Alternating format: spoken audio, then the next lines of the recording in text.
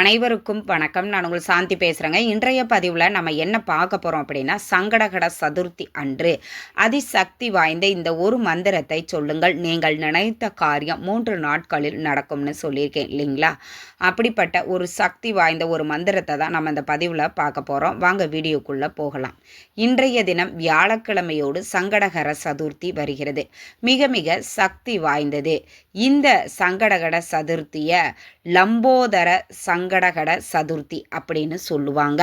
தை மாதத்தில் வரக்கூடிய இந்த சங்கடகட சதுர்த்தி அப்படிங்கிறது ரொம்பவே விசேஷமானது.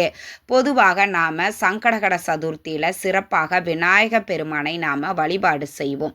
நம் வாழ்க்கையில் இருக்கக்கூடிய சங்கடங்கள் அனைத்தையும் தீர்ப்பதற்கு ஒரு சக்தி வாய்ந்த நாள் அப்படின்னா இந்த சங்கடகட சதுர்த்தி. தெய்வங்களின் முதல் கடவுளாக விளங்கக்கூடிய விநாயக பெருமானை ரொம்ப எளிமையாக நம்ம வீடுகளில் வழிபாடுகள் செய்யலாம். உங்கள் வீட்டிற்கு அருகில் இருக்கக்கூடிய விநாயகர் ஆலயங்களுக்கு அபிஷேகத்திற்கு தேவையான பொருட்களை வாங்கி கொடுங்க. அதே மாதிரி அருகம்புல் மாலை சாற்றி விநாயக பெருமானை வழிபாடு செய்வது மிக மிக நல்ல பலனை நம்மளுக்கு கொடுக்கும். அப்படி நாம் வழிபாடு செய்யும் பொழுது சக்தி வாய்ந்த இந்த ஒரு மந்திரத்தை சொல்லி நாம் விநாயகரை வழிபட்டோம் அப்படின்னா நம்ம வாழ்க்கையில் இருக்கக்கூடிய காரிய தடைகள் நீங்கும், நோய்கள் தீராத நோய்கள் தீரும், கடன் பிரச்சனைகள் தீரும், நம் வாழ்க்கையில் செல்வ செழிப்பையும் நிம்மதியையும் வாரி வழங்கக்கூடிய விநாயக பெருமானை ரொம்ப எளிமையாக நம்முடைய வீடுகளில் எப்படி வழிபாடு செய்யலாம் அப்படிங்கிறத முதல்ல நம்ம பார்க்கலாம். எல்லார் வீடுகளிலேயுமே அநேகமாக விநாயக பெருமானுடைய திருவுருவப்படம் கண்டிப்பாக இருக்கும். அங்கே நீங்கள் நல்ல வாசனை நிறைந்த மலர்களால் அலங்காரம் பண்ணிக்கோங்க. அலங்காரம் பண்ணிட்டு நீங்கள் வீட்டில் தீபம் ஏற்றுறீங்க அப்படின்னா, நான் ஏற்கனவே ரொம்ப சூட்சமான ஒரு தீபத்தை ஏற்ற சொல்லி தனியாக ஒரு பதிவு கொடுத்துருக்குறேன். பார்க்காதவங்க அதையும் செக் பண்ணி பார்த்துக்கோங்க. தீபங்கள் ஏற்றி வச்சுக்கோங்க. நெய்வேத்தியம், சுண்டல், கொழுக்கட்டை இதில் உங்களுக்கு என்ன பிடிக்குமோ அதை நீங்கள் நெய்வேத்தியமாக செஞ்சு வச்சுக்கோங்க. செஞ்சு வச்சுட்டு சக்தி வாய்ந்த இந்த ஒரு மந்திரத்தை 108 முறை பாராயணம் பண்ணுவது அப்படிங்கிறது மிக மிக நல்ல பலனை உங்களுக்கு கொடுக்கும். உதாரணத்திற்கு உங்கள் வீட்டில் சுபகாரிய தடைகள் ஏற்பட்டுக்கிட்டே இருக்குது. ஒரு வரன் பார்க்குறோம், அமைய மாட்டேங்குது. திருமணம் தள்ளி தள்ளி போயிட்டுருக்குது. குழந்தை பாக்கியம் கிடைக்க மாட்டேங்குது. ஒரு சொந்த வீடு கட்டுறதற்கு லோனோ ஏதோ ஒன்று முயற்சி பண்ணிகிட்ருக்குறோம். அதற்கு பணம் அரேஞ்ச் ஆகிற மாதிரி இருக்குது. அப்படியே தடைகள் தள்ளி போய்கிட்டே இருக்குது. இது மாதிரி உங்கள் வீட்டில் சுப காரிய தடைகள் இருக்குது அப்படின்னா அந்த காரிய தடைகள் அனைத்தும் நீங்கும். ஒரு சிலருக்கு தீராத நோய்கள் இருக்கும். பல ட்ரீட்மெண்ட் எடுத்திருப்பாங்க. அதற்கான முயற்சிகளையும் அதற்கான மாத்திரை மருந்துகள் எடுத்துக்கொண்டும் அந்த நோயினால் அவர் மிகப்பெரிய ஒரு அவஸ்தையை அனுபவிச்சுக்கிட்டு இருப்பாங்க. அப்படி தீராத நோய்கள் உங்களுக்கு இருக்குது அப்படின்னா அந்த நோய்கள் தீரும். குடும்பத்தில் அடுத்தடுத்து பிரச்சனைகள் கொண்டே இருக்குது. ஏதாவது ஒரு பிரச்சனை போச்சுன்னா இன்னொரு பிரச்சனை உருவாயிடுது. குடும்பத்தில் ஒரு நிம்மதி இல்லாத ஒரு சூழ்நிலை உருவாயிட்டு இருக்குது அப்படின்னா அந்த குடும்பத்தில் இருக்கக்கூடிய பிரச்சனைகளை நீக்கி, இது கடன் பிரச்சனையாக இருக்கலாம், இல்லை வேறு ஏதாவது ஒரு பிரச்சனையாக இருந்தாலும் சரி, அந்த பிரச்சனையை நீக்கி உங்கள் வாழ்க்கையில் செல்வ செழிப்பையும் சந்தோஷத்தையும் வாரி வழங்குவார். இப்படிப்பட்ட விநாயக பெருமானை இந்த சங்கடகட சதுர்த்தி அன்று சக்தி வாய்ந்த இந்த ஒரு மந்திரத்தை சொல்லுங்க. கிழக்கு பக்கமாக இல்லைன்னா வடக்கு பக்கமாக கீழே ஒரு துணியை விரித்து நீங்கள் அமர்ந்துக்கோங்க. நீங்கள் கவுண்டிக்காக நீங்கள் ஜபமாலை வச்சுருக்கிறீங்கன்னா அதையும் நீங்கள் பயன்படுத்திக்கோங்க. அப்படி இல்லை பூக்கள், நூட்கோல் இது மாதிரி உங்களுக்கு பொட்டுக்கடலையெல்லாம் இருக்கும், அது மாதிரி நீங்கள் எடுத்துக்கோங்க. எடுத்துகிட்டு அதை கவுண்டிக்கு நீங்கள் பயன்படுத்திக்கோங்க. இப்போ உங்களுக்கு டிஸ்பிளேல தெரியுது பார்த்தீங்களா, இதை 108 முறை பாராயணம் பண்ணினீங்க அப்படின்னா ரொம்ப சிறப்பு.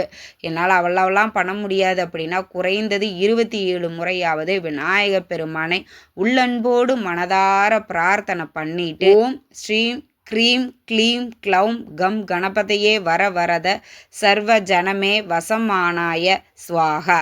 ஓம் ஸ்ரீம் க்ரீம் க்ளீம் க்ளௌம் கம் கணபதியே வர வரத சர்வ ஜனமே வசமானாய ஸ்வாகா அப்படிங்கிற இந்த மந்திரத்தை 108 முறை அல்லது 27 முறை சொல்லி விநாயகப் பெருமானை மனமுருகி பிரார்த்தனை பண்ணிட்டு தீபதூப ஆராதனையெல்லாம் காட்டி உங்களுடைய பூஜையை நீங்கள் நிறைவு செய்து கொள்ளலாம்.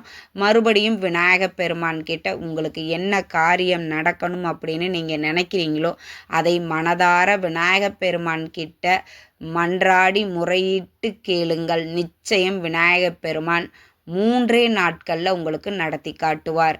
அதே மாதிரி உங்கள் வீட்டுக்கு அருகில் இருக்கக்கூடிய விநாயகர் ஆலயங்களுக்கு சென்று அருகம்புல் மாலை சாற்றி அபிஷேகத்திற்கு தேவையான பொருட்களை வாங்கி கொடுத்து விநாயகப் பெருமானை மனதார பிரார்த்தனை பண்ணிட்டு வாங்க. உங்களுடைய வேண்டுதல் விரைவில் நடக்கும். ஏன்னா இந்த வழிபாடு எந்த நேரத்தில் நம்ம செய்யணும் அப்படின்னா மாலை நேரத்தில் தான் செய்வாங்க.